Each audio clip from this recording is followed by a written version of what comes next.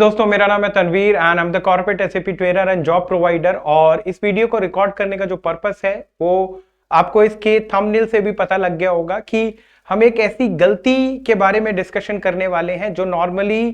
Fresher, experienced, even जो working professionals हैं वो ये गलती करते हैं जब वो जॉब सर्च कर रहे होते हैं। ज्यादा अगर रेशो की बात करूं, ज्यादा प्रोपोर्शन की बात करूं तो फ्रेशर ये गलती ज्यादा करते हैं, क्योंकि फ्रेशर को जो एक्साइटमेंट है जॉब सर्च करने की वो ज्यादा होती है और इसी एक्साइटमेंट की वजह से वो इस तरह की गलती कर बैठते हैं और इस गलती की वजह से फ्यूचर में जो अपॉर्चुनिटीज उनके पास आने वाली होती हैं वो मिस हो जाती हैं और कई बार जो रेलेवेंट अपॉर्चुनिटी उनके हाथ से निकल जाती है। अब ये जो गलती है, इस गलती के बारे में डिस्कशन करने से पहले नॉर्मली जो जॉब सर्च करने का जो प्रोसेस है या जो मेथड है वो नॉर्मली अलग अलग कैंडिडेट या फ्रेशर, एक्सपीरियंस अलग अलग तरीके से जॉब सर्च करते हैं। कुछ लोग जो रिक्रूटमेंट पोर्टल्स हैं उनको रेफर करते हैं, वहां पे जाके अपने प्रोफाइल बिल्ड करते हैं और उसके थ्रू जॉब सर्च करते हैं। दूसरे कुछ ऐसे कैंडिडेट होते हैं या वर्किंग प्रोफेशनल्स होते हैं जो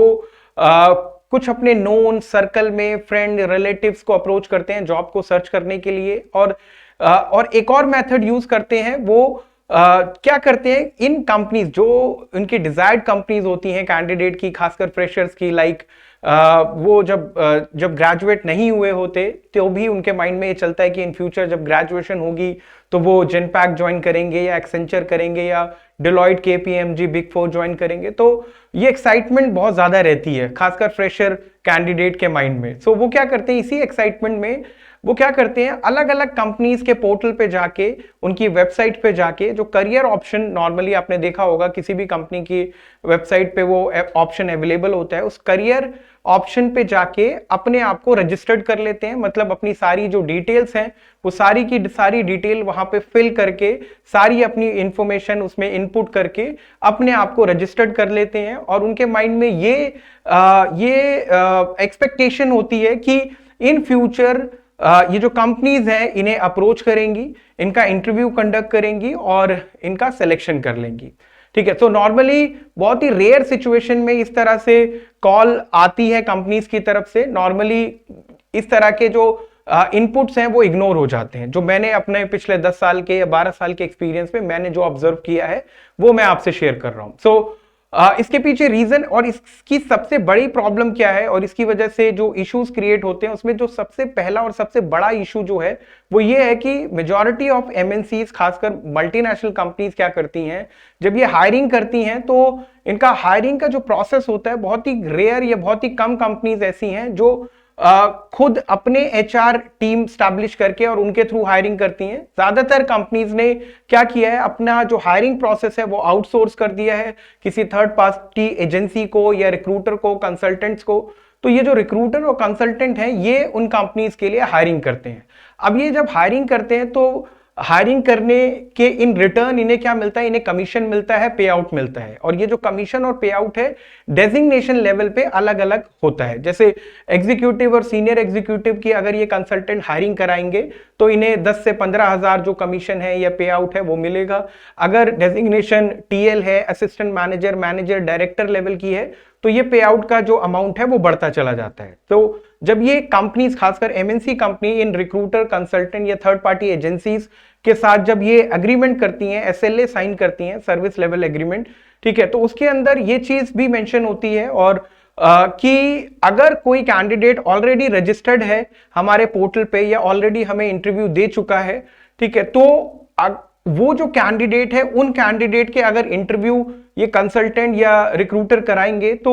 उनको कमीशन नहीं मिलेगा। ठीक है, तो इस वजह से जो कंसल्टेंट है, रिक्रूटर है, ये इस तरह के कैंडिडेट्स को इग्नोर कर देते हैं, उनका इंटरव्यू कंडक्ट नहीं कराते क्योंकि उन्हें उसके बदले में कोई कमीशन या पे आउट नहीं मिलने वाला। तो ये जो इस तरह से इग्नोरेंस है, ठीक है, इसकी वजह से कैंडिडेट का नुकसान हो जाता है क्योंकि वो जो कैंडिडेट है वो उस अपॉर्चुनिटी को अवेल नहीं कर पाता, इंटरव्यू में उसका रिज्यूमे शॉर्टलिस्ट नहीं होता और आगे इंटरव्यू फेस नहीं कर पाता। तो आप सभी में से बहुत सारे ऐसे कैंडिडेट हैं जो इस तरह की गलती कर चुके होंगे या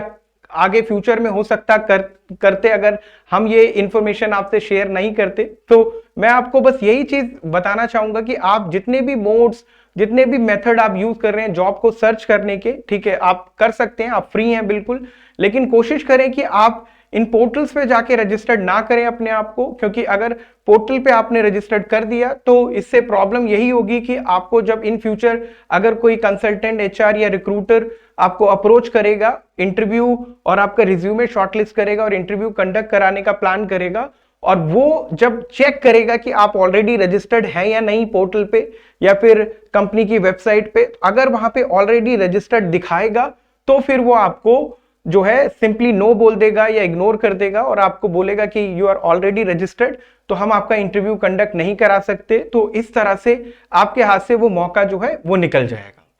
तो ये जो गलती है ये आप गलती ना करें, ठीक है। जॉब को सर्च करते टाइम एक्साइटमेंट में, ठीक है, हर किसी कंपनी के पोर्टल पे जाके अपने आप को रजिस्टर्ड ना करें, ठीक है। इसीलिए मैंने ये वीडियो आपके लिए क्रिएट किया है और इस तरह की और भी इंफॉर्मेटिव वीडियोस हम फ्यूचर में आपसे शेयर करेंगे। होप कि आपको ये जो इंफॉर्मेशन है या फिर जो नॉलेज है ये आपको हेल्प करेगी। और आप सभी से रिक्वेस्ट है कि आने वाले टाइम में और इस तरह की इंफॉर्मेटिव वीडियोस देखने के लिए आप हमारा चैनल सब्सक्राइब कर सकते हैं, शेयर कर सकते हैं, अगर आपको वीडियो पसंद आ रही है तो कमेंट और लाइक कर सकते हैं। So thank you so much, thanks a lot.